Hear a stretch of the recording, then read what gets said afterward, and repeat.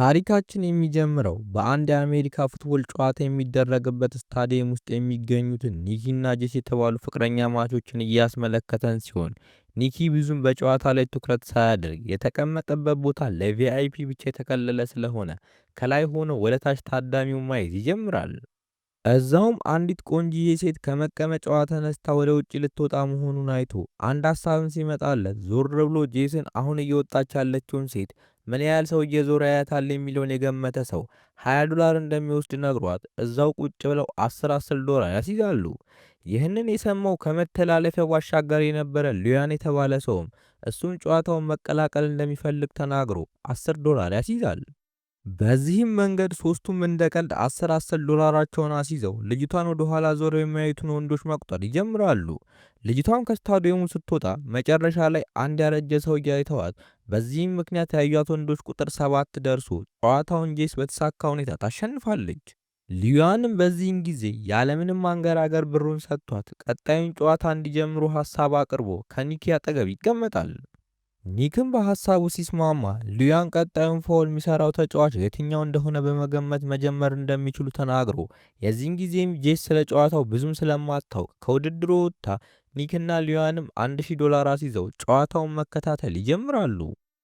በዚህ ጊዜም ዳኛው ፋውል እንደተሰራ ተናግሮ ጨዋታውን ሲያስቆም ፋውል የሰራው ተጫዋች ኒኪ የመረጠው ቡድን አባል መሆኑን እንመለከታለን። በዚህም መልኩ ኒኪ አሸንፎ ብሩንም ተቀብሎ ወደ ኪሱ ሲከት ሊያም ምንም እንኳን ቢሸነፍም አሁን በደንብ ጨዋታውን አምርረውት $5000 እንዲወራረዱ ይጠይቀዋል። ኒኪም በዚህ ሲስማማ ሊያን አሁን ጥያቄው የሚሆነው ጨዋታው ሲጀመር ኳሱን የያዘው ተጫዋች ያቀብላል ወይስ ይዞት ይሮጣል የሚለው ሆኖ ኒኪም $5000 ለማስያዝ ትንሽ ቢያቅማማም በስተመጨረሻ ግን ይስማማል። ጨዋታው ከመጀመሩ ሴኮንዶች በፊትም ሊያን ተጫዋቹ ይዞት እንደሚሮጥ ሲናገር ኒኪ ግን ያቀብላል ብሎ ሐሳቡን ይገልጻል። ፊሽካው ተነፍቶ ጨዋታው ሲጀመር ግን ተጫዋቹ ኳሱን ይዞ ይሮጣል። በዚህም መልኩ ኒኪ $5000 አጥቶ ትንሽ ቢከፋውም ምንም እንዳልተፈጠረ ትቶት ጄስ አብራው መጣ ቡና እንድትጠጣ ይጠይቃታል። ጄስም በዚህ ተስማምታ ሊወጡ ሲሉ ሊያን አስቁሟቸው ኒኪም በቪአይፒ ቦታ ላይ ተቀምጠሃል፣ ስለዚህ ብር እንዳለ ግልጽ ነው። ታዲያ $5000 ትናደዳለህ ወይ? $10000 ድጋሚ እንጫወት ይለዋል። ኒኪም በሐሳቡ ተስማምቶ አሁን ደግሞ ጥያቄው የሚሆነው ኳሱን የያዘው ተጫዋች ኳሱን በትክክል ለቡድን አጋሩ ያቀብላል ወይስ አያቀብልም የሚለው ሆኖ ሊያንም አያቀብልም ሲል ኒኪ ደግሞ ያቀብላል በሚለው ተስማምተው ጨዋታውን መመልከት ይጀምራሉ። ተጫዋቹም በትክክል ኳሱን ሳያቀብል ቀርቶ ኒኪም በደቂቃዎች ውስጥ $15000 ያሳጠዋል። ኒኪም የዚህን ጊዜ በጣም ተናዶ ትንሽ ካሰበ በኋላ ወደ ሊያን በመምጣት $50000 እንዲወራረዱ ይጠይቀዋል። በዚህ ጊዜም ጄስ በኒኪ ሁኔታ እየተደናገጠች ልታስቆሙ ስትሞክር ኒኪ ግን አልሰማም ብሎ በድጋሚ $50000 ያጣል። ኒኪም የዚህን ጊዜ ከቁጥጥር ውጭ ሆኖ $100,000 እንዲያስይዙ ሊያንን ይጠይቀዋል። ሊያንም ይሄንን ሲሰማ ስቆበት እንደዛ አይነት ብር ሲጀመር አለ ወይ ብሎ እያፌዘበት ይጠይቀዋል። በዚህ ጊዜም ኒኪ ያለምንም ማንገራገር $100,000ን ጠረጴዛ ላይ ያስቀምጥለታል። ሊያንም ይህንን ሲያይ ፈገግ ብሎ ጨዋታውን እየተቀላቀለ ኒኪም የሚቀጥለው ኳስ በተቃራኒ ቡድን ይቀማል ብሎ ቢያስይዝም እድል ከሱ ጋር እንዳልሆነች በሚመስል መልኩ ኳሷ ያለምንም ችግር በተሳካ ሁኔታ የተጫዋቹ እጅ ውስጥ ትገባለች። በዚህ ጊዜም ኒኪ ከዚህ ማጥ ውስጥ እንዴት መውጣት እንደሚችል ማሰብ የጀመረ ሲሆን ጄስን በባህሪው እየተደናገጠች ልታስቆመው ብትሞክርም ኒኪ ግን ያለምንም ማንገራገር የቀረኝ $1,000,000 ይሄ ነው እንዳለ እንወራረድበት ይለዋል። ሊያንም ይህንን ሳይ በጣም ደስ ብሎት በተከታታይ እያሸነፈም ስለሆነ ኒኪን ኤቲኤም ማሽን እንደሆነው እየነገረው ቀጣዩ ጨዋታ በካርድ እንደሚሆንና ኒኪ ሊያንን ካነሳው ካርድ የበለጠ ቁጥር ያለውን ካርድ ካነሳ እንደሚያሸንፍ ነግሮት ሊያንም የ5 ፍላወር ካርድን አንስቶ ለኒኪ እያሳየው ኒኪ ምንም እንኳን ከ5 ቁጥር በላይ የሆነ ካርድ የማግኘት አጋጣሚ በጣም ብዙ ቢሆንም አንዱን ካርድ ግን ሲያነሳ ካርዱ 3 ልብ ሆኖ አለኝ ያለውን $1,000,000 ያሳጠዋል። ይህንን ያየችውን ጄስ ማመን አቅቷት ምንም ነገር ሳትል ቁጭ ብላል ነገሮች እንዴት $10 እዚህ ሊደርሱ እንደቻሉ ማሰብ የጀመረች ሲሆን ኒኪም ከሚያሳፍር ሽንፈት በኋላ በጣም ተናዶ የጄስን እጅም ይዞ ወደ ውጭ መውጣት ይጀምራሉ።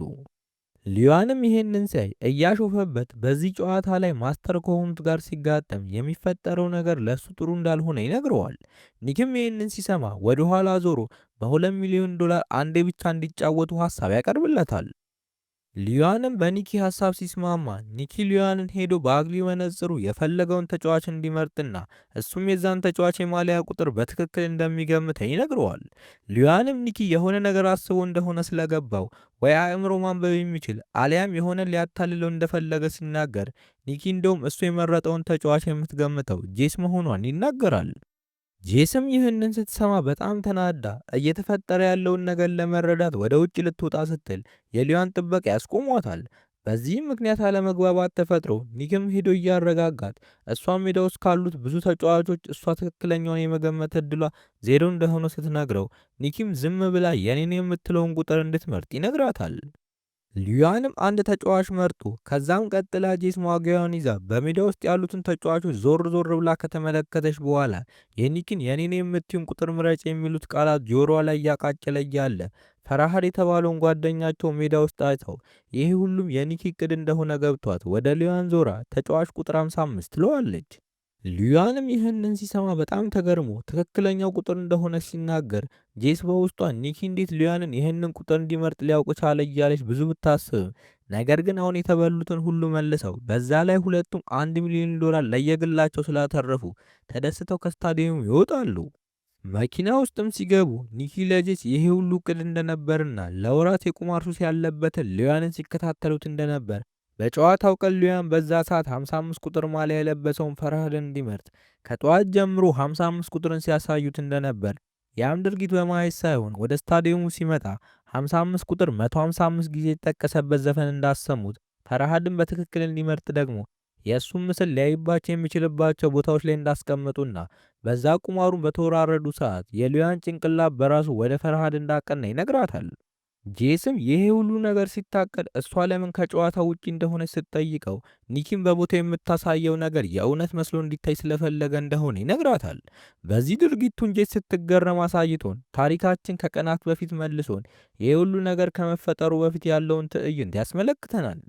እኛም ጄስና ኒኪ አብረው ተኝተው እያየናቸው በዛው ቅስፈትም አንድ ሰው ወደ እሱ መጥቶ ያለውን ብር በሙሉ እንዲሰጠው ቢጠይቀውም ኒኪ ግን ስባሪ ሳንቲም እንደሌለው ነግሮት በዛው ቅስፈትም በዚህ ወጥመድ ውስጥ እንዲገባ ያደረገችው ጄስ እንደሆነች ይረዳል።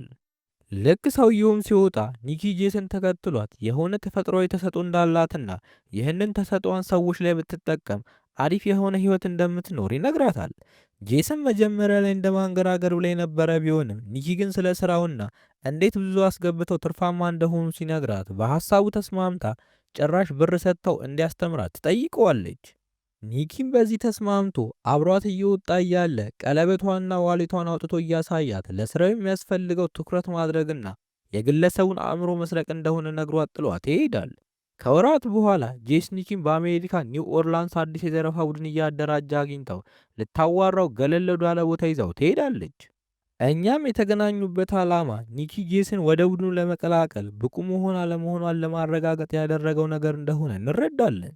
ጄስን በሐሳቡ ስትስማማ ኒኪ ከቡድኑ የተወሰኑ አባላት ጋር ሆና የመጀመሪያ ስራዋ እንድትሰራ ይልካታል።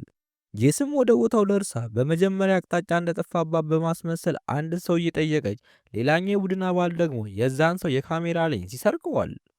በዚህም መልኩ ዋሌት፣ ስልክ ምንም ነገር ሳይቀራት ምንም ነገር ሳትፈራ ስራዋ ይመስል በነፃነት የሰው ኪስና ቦርሳ ውስጥ እየገባች ማውጣት ትጀምራለች።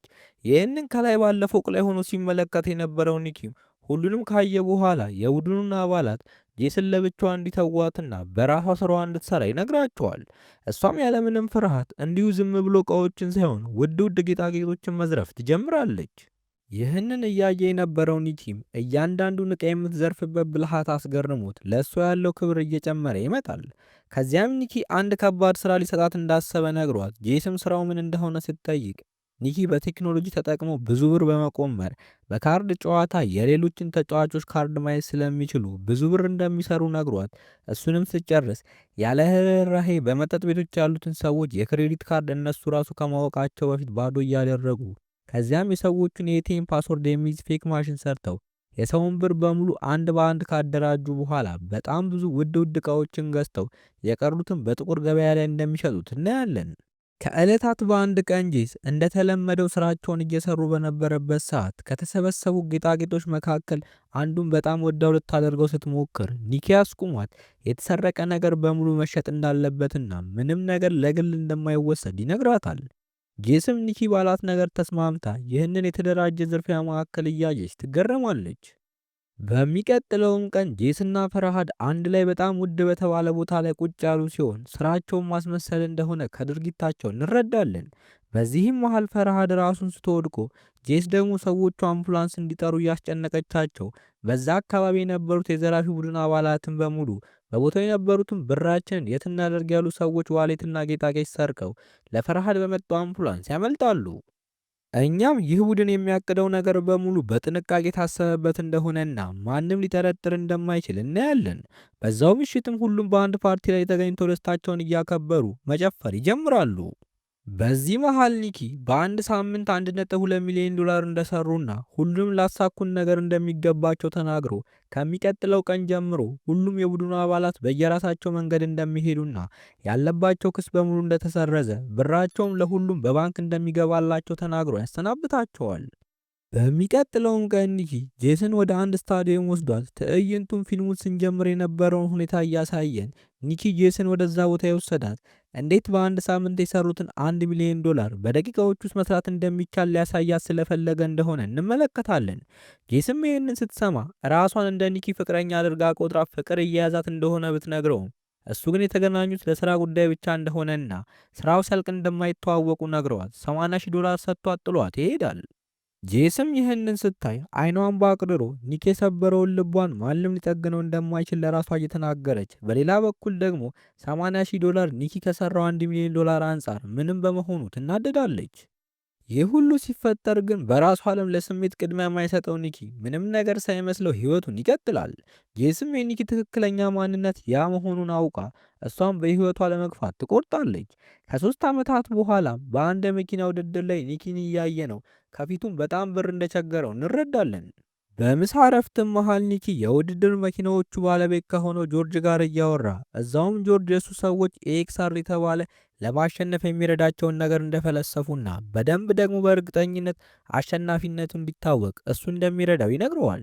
ኒኪም ያለው ነገር ስላልገባው እንዲያብራራለት ሲጠይቀው ጆርጅም ሌሎች የውድድር መኪና ድርጅቶች ጋር ሄዶ ፌኩን የኤክስአር እንደሚሸጥ እነሱ ደግሞ ትክክለኛውን ተጠቅመው እንደሚያሸንፉ ነግሮት ለስራውም 1 ሚሊዮን ዩሮ እንደሚከፍለው ይነግረዋል። ኒኪም ቀልድ መስሎት ማንም እንደማያምነውና ለእነሱ ድርጅት እንደሚሰራ ሰው ሁሉ እንደሚያውቅ ቢነግረውም ጆርጅ ግን ለሱ ማታ ላይ የሆነ ጠብ አስነስተው ሰው ሁሉ በመካከላቸው ችግር ያለ እንዲመስለው ማድረግ እንደሚችሉ ይነግረዋል። ጆርጅም ይህንን ቢልም ኒኪ ግን እንደዚህ አይነት ቀላል ዝርፊያ በእንቅልፍ ልቡ ማድረግ እንደሚችል እየነገረው ይህንን ያልወደደው የጆርጅ የቀኝ እጅ ግን ኒኪ አንድ ስህተት ቢሰራ ደረቱን መጥቶት እንደሚገላግለው ይገልጽለታል። በዛም ምሽት ኒኪ ሁሉንም እንደ እቅድ ለማስኬድ ሁሉም ሰው እያየም ከጆርጅ ጋር ለመጣላት እያሰበ እያለ በድንገት ለዓመታት ያላያት ጄስ በሚያምር ቀይ ቀሚስ ወደታች ወርዳ ጆርጅን መሳም ትጀምራለች። በዚህም ምክንያት ኒኪ ትኩረት ማድረግ አቅቶት ወደ ውጭ ወጥቶ ለ3 ዓመታት ሳያያት ቆይቶ ከአሰሪው ጋር ሳያያት ግን በጣም በመደናገጥ እንዴት ሊሆን እንደቻለ ማሰብ ይጀምራል። በዚህ ጊዜም ጄስ ወደ እሱ ቀስ ብላ አምርታ የድሮ ስራዋን መስራት እንዳቆመችና ከ3 ዓመታት በፊት የተፈጠረውን ነገር እዛው ትቶ መቀጠል እንዳለባቸው ጆርጅም ስለ ግንኙነታቸው ስለማያውቅ ተከባብረው ቢቀጥሉ እንደሚሻል ነግረው ጥላው ትሄዳለች። በዚህ በጣም የተናደደው ኒኪም ቀደም ብሎ ይሄ ነገር እንዲፈጠር የተፈለገው እንዲሁ ለማስመሰል ቢሆንም አሁን ግን የምርም ኒኪ በጆርጅ ተናዶ መሬት ላይ አጋኖ በኃይል ይደበድበዋል። እንደታሰበውም ይሄ ድርጊት የተፎካካሪ ድርጅቶችን አባላት ትኩረት ይስባል። በዚህ ጊዜም ኒኪ በጆርጅ ቀኝ እጅ ተይዞ ወደ ውጭ ሲወጣ ኪስ ውስጥ የተፎካካሪ ድርጅቶችን የቢዝነስ ካርድ ያገኛል።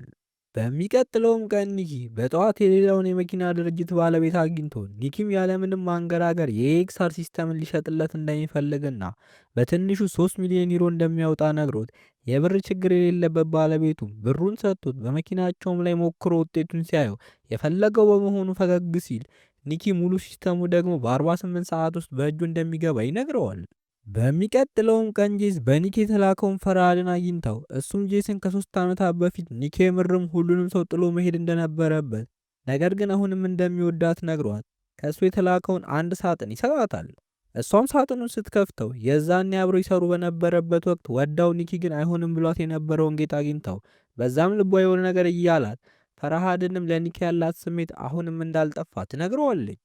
በሚቀጥለውም ቀን ኒኪ እንደተስማማው የሲስተሙ ሙሉ ቨርዥን በ3 ሚሊዮን ዶላር ወስዶ ነገር ግን በተፈጥሮ ሪስክ ካልወሰደ ደስ የማይለው ሰው ስለነበር በቦታው ለሚወዳደሩት መኪኖች በሙሉ የሲስተሙን ተመሳሳይ እንደሸጠና ጨዋታው እስኪጀምርም ድረስ ማንም ተመሳሳይ የሆነ የኤኤክስአር ሲስተም እንደያዘ ሳያውቅ ኒኪ ግን ከ20 ሚሊዮን ዩሮ በላይ አፍሶ በውድድሩ ምሽት ከማምለጥ ይልቅ ለጄት በመልእክት አብሮ እንዲያመልጡ ጥያቄ አቅርቦላት እሷም እስክትመጣ ድረስ መጠባበቅ ይጀምራል። ኒኪም ለሰዓታት ጠብቋት እንደማትመጣም ተስፋ ቆርጦ ሊሄድ ሲል በስተመጨረሻም ጄስ ብትመጣም ነገር ግን በጣም ረፍዶ ስለነበር ሁለቱም በጆርጅ ሰራተኛ ተይዘው ኃይለኛ ጉዳት ውስጥ ይገባሉ። በዚህም መልኩ ሁለቱም ታግተው ጆርጅም አግኝቷቸው በኃይለኛ ንዴት ውስጥ ሆኖ ኒኪን እየመታው ሲስተሙን ለመፍጠር 40 ሚሊዮን ዩሮ እንደከፈለበት እየነገረው የተስማሙት ፌኩ እንዲሸጥ ቢሆንም እንዴት ግን ትክክለኛውን ሲስተም እንደሰረቀ ይጠይቀዋል። ኒክም ምንም መልስ ሳይመልስ ሲቀር ጆርጅ የጄስን አፍንጫ ይዞ እንዳትተነፍስ ያደርጋታል። የዚህን ጊዜም ኒኪ እውነታውን መናገር ጀምሮ እኛም ኒኪ አውቆ ጄስ ድጋሚ እንድትወደው እንዳደረገ እና በሰጣት በዛ የአንገት ጌጥ ውስጥም አንድ የተለየ ኮፒ ማድረጊያ ቴክኖሎጂ ገጥሞ በዛ አማካኝነት እንደሰረቀው ይናገራል። ጄስም ይህንን ስትሰማ በጣም እየተናደደች ስታለቅስ ጆርጅና የቀኝ እጁ እየሳቁ ጆርጅም እዛው ጄስ ድሮውንም እንዳልወደደችው እንደሚያውቅ ሲናገር ጄስ ያ እውነት እንደሆነና የቀረበችው ውዱን ሰዓት ልትሰርቀው ስለፈለገች እንደሆነ ተናግራ በዚህም መሃል ኒክና ጄስ መጨቃጨቅ ሲጀምሩ የጆርጅ ቀኝ እጅ ጄስን ደረቱን በጥይት መቱት ወደ ኋላ ይጥለዋል። ጆርጅም ይህንን ሳይ እሱ በሰው ግድያ መታሰር እንደማይፈልግ እየተናገረ የቀኝ እጁ ላይ ጮሆበት ቦታውን እየሮጠ ለቆ ይወጣል። ጄስም ተተኩሶበት ለመሞት እየጣረ ያለውን ኒኪን እያየ ስታለቅስ የጆርጅ ቀኝ እጅ ወደ ኒኪ ቀርቦ ጄስን አረጋግቷት የኒኪ አባት እንደሆነ ይነግራታል። ከዚያም የሆነ አየር ፈጥሮ ጥይቱን ካወጣለት በኋላ ኒኪ ወደ ራሱ ሲመለስ ፈገግ ብሎ እያየው እቅዳቸው እንድትሳካ ይነግረዋል። በዚህም መልኩ ሶስቱም ከብሩ ጋር ቦታውን ለቀው ወጥተው እኛም ኒኪ ወላጅ የሌለው ልጅ እንደነበርና አሁን አባቱ እንደሆነ የተናገረው ሰው እንዳሳደገው እየተረዳን ኒኪም ይህንን ሁሉ ነገር የተማረው ከሱ እንደሆነ ትዕይንቱ ያሳየናል።